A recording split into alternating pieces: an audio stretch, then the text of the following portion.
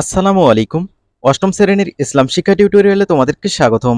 এই ভিডিওতে আমরা কুরআন ও হাদিস শিক্ষা এই অধ্যায়ের একটি দলগত কাজ সলভ করব। এখানে বলা রয়েছে শিক্ষার্থীরা সূরা কুরাইশ শুদ্ধরূপে তিলাওয়াত করবে, এরপর পরস্পরের মধ্যে এ সূরাটির শিক্ষা আলোচনা করবে। প্রথমে আমরা সূরা কুরাইশ শুদ্ধরূপে তিলাওয়াত করব। তো শিক্ষার্থীরা তোমরা ক্লাসের শিক্ষকের দ্বারা এটি প্রথমে শুনে নিবা, তারপর খুব ভালোভাবে এটা আয়ত্ত করবা এবং মুখস্থ করবা। বিসমিল্লাহির রহমানির রহিম।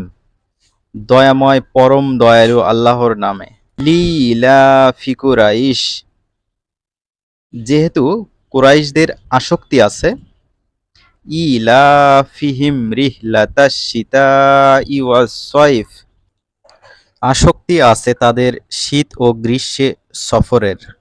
ফালিয়াহবুদু রব্বা হাযাল বাইত, অতএব তারা ইবাদত করুক এই গৃহের মালিকের। আল্লাযী আত'আমাহুম মিন জু'ইন ওয়া আমানাহুম মিন খাউফ, যিনি তাদেরকে ক্ষুধায় আহার দিয়েছেন এবং ভীতি হতে তাদেরকে নিরাপদ করেছেন। তো শিক্ষার্থীরা, এতক্ষণ আমরা তিলাওয়াত শুনলাম, এখন আমরা সূরাটির শিক্ষা আলোচনা করব। এখানে তোমরা খেয়াল করো নমুনা সমাধান।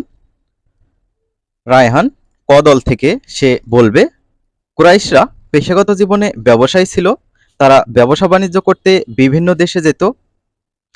আল্লাহ তাদেরকে সফরে নিরাপত্তা প্রদান করে তাদের প্রতি অনুগ্রহ করেছিলেন এবং কাবাঘরের রবের প্রতি কৃতজ্ঞতা প্রকাশ করে ইবাদত করার নির্দেশনা দিয়েছিলেন।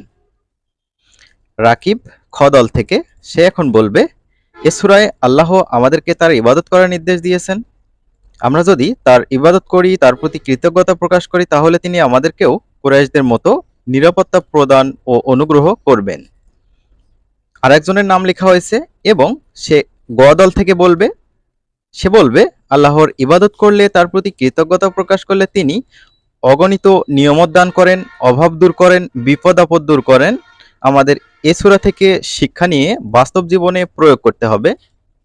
আশা করছি তোমরা নমুনা সমাধান বুঝতে পেরেছো। আমরা পরবর্তী ভিডিওতে পরবর্তীতে যে কাজগুলো রয়েছে সেগুলো নিয়ে হাজির হব। শিক্ষার্থীরা ভালো থাকবে। আল্লাহ হাফেজ।